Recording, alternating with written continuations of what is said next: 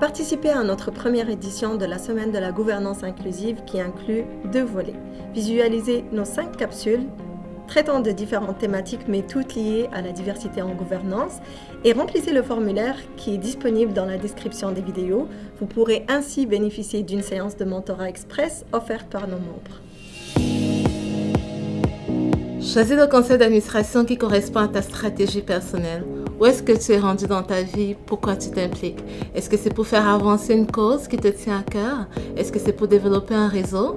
En général, c'est un bon dosage de plusieurs raisons. Et pour judicieusement choisir son conseil d'administration, il faudrait se focaliser sur 3 points principaux. Le premier point le plus important à mon avis, c'est l'aspect valeur qu'on a par rapport à l'organisation qu'on choisit.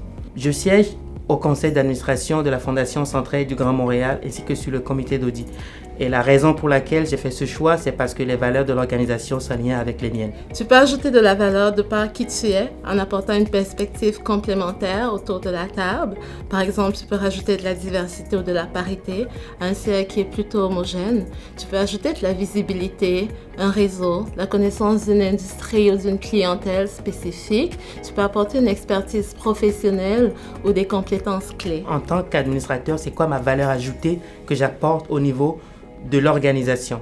Si je suis un expert dans un domaine particulier et que je pense que cette expertise pourrait profiter à l'organisation, il est important que je fasse ce point à mon niveau pour savoir exactement comment je pourrais utiliser ces compétences-là pour mieux servir la cause sur laquelle j'embarque. Certains CA sont stratégiques, 3, 4, 5 rencontres par année. D'autres sont plutôt opérationnels, des rencontres mensuelles, des comités et de la gestion des opérations des fois.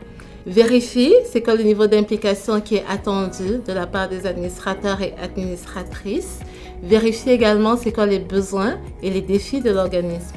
Lis les PV, les rapports annuels, les états financiers et la planification stratégique. En conclusion, siéger à un conseil d'administration, c'est faire un choix d'une organisation passionnante qui vous permet d'avoir du plaisir avec les gens avec lesquels vous travaillez, mais également à vous accomplir professionnellement et humainement.